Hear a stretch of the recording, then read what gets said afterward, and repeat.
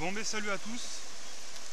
Aujourd'hui je fais une petite vidéo on va dire spéciale pour vous présenter voilà ce machin. Alors usuellement on utilise le nom de Turbopan. En fait c'est un système qui se sert de plusieurs méthodes, à la fois du pan américain classique, comme ceci là, vous voyez. Et puis une autre méthode basée plus ou moins entre une Swissbox et du chapeau chinois. Donc on distingue, on va dire, quatre parties bien distinctes. Tout d'abord le puits à or ici au milieu. Donc c'est la partie où va être accumulé les matériaux les plus importants dans ce qu'on recherche. Ensuite, ici il y a des rifles concentriques.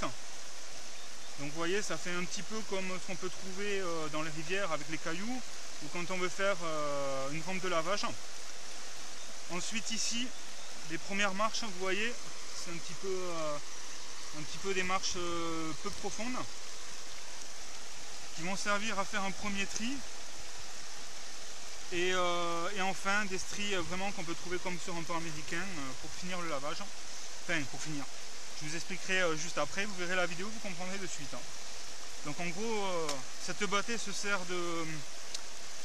en deux étapes. Une première étape plutôt comme un chapeau chinois, avec des systèmes de rotation d'eau. On va faire circuler l'eau dans ce sens-là. Et on va se servir pour cela des rifles concentriques. Et également, ça va chasser les graviers.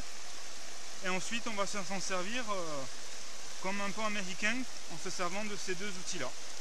Sachant que chaque fois on va récupérer l'or au milieu. Voilà, ben, je vous dis à tout de suite. Allez, c'est parti. Donc là, j'ai tout mon matos là. Donc voilà, maintenant je vous ai expliqué à peu près la théorie. Ben, passe à la pratique. Donc en fait, comme je vous ai expliqué un peu plus avant, utiliser un turbopan comme celui-là. Je rappelle, c'est un nom usuel, parce que c'est lié à une autre marque de bâtée et de kit d'orpaillage. On va d'abord se servir d'un pan dans la première étape comme un chapeau chinois. Donc comme on fait chaque fois lorsqu'on utilise un pan américain ou tout autre chapeau chinois et autre matériel pour faire du tri, on va commencer par un débourbage comme ceci, afin de mélanger l'eau à tous les graviers au fond et par phénomène de densité et de gravité faire descendre l'or tout au fond. Voilà. Ensuite, on va commencer à faire des petits tours dans le sens inverse des aiguilles d'une montre, et dans le but d'utiliser les rainures en bas ici là pour que l'or se coince derrière ces rainures et soit orienté vers le centre. Toujours les rainures des rifles comme sur les pans américains qui doivent être en face de vous. Là c'est parti. Donc on commence par des petites rotations, toujours avec de l'eau immergée. Une fois qu'on a fait ceci, on s'arrête, on prend son doigt et on fait un petit tour dans le puits pour diminuer la tension et pour attirer l'or à l'intérieur. Et on continue. On fait ça 10-20 secondes pour bien coincer l'or dans les rainures. Voilà. Une fois terminé, on va augmenter les cercles pour chasser les graviers légers. Toujours avec de l'or, avec de l'eau pardon. De l'eau toujours dans la bâtée.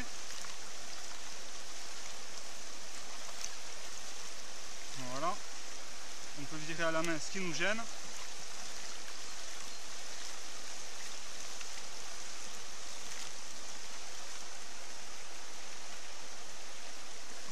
Les gros cailloux.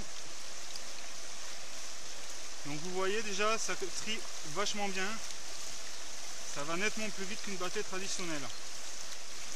Une fois qu'on a terminé, on va tourner dans l'autre sens pour se servir des rainures pour que tout aille vers le centre. Voilà, le but c'est de remplir à peu près le puits central. Maintenant, on va passer à la deuxième étape qui consiste à se servir des premières marches et des dernières marches avec des systèmes de vibration latérales en augmentant un petit peu l'angle et en faisant glisser comme ceci les graviers. Vu que l'or est plus dense, il va rester soit bloqué par les marches ou soit rester carrément au fond. C'est justement ce qu'on cherche. Quand on commence à avoir une accumulation ici, là, sur les rifles du haut, on augmente un petit peu l'angle et on fait un lavage au pan classique, tout doucement. Et ensuite on ramène au centre comme ceci, on abaisse l'angle. On peut se servir aussi tout recentrer.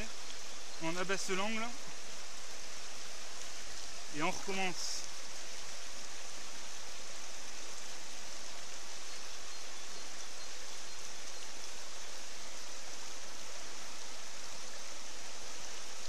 Et on réitère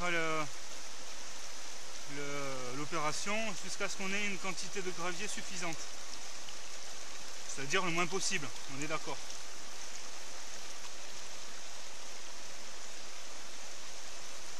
Donc toujours les vibrations pour les premières marches. Et quand on a un peu de stock en bas, on nettoie la fin. Ce qui nous intéresse, c'est toute cette partie-là. Et tout ce qui peut être piégé dans les rifles, en haut, ici. Donc tout ça c'est intéressant, vous voyez. C'est le but, c'est ce qu'on cherche. On va faire encore une dernière fois. Alors c'est un pan qui demande l'utilisation de l'eau constamment.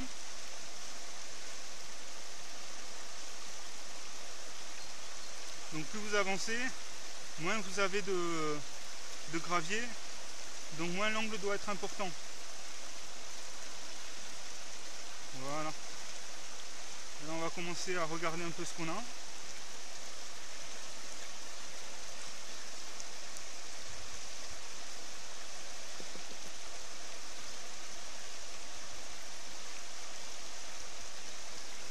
Et regardez déjà, vous voyez ici, ou là et là.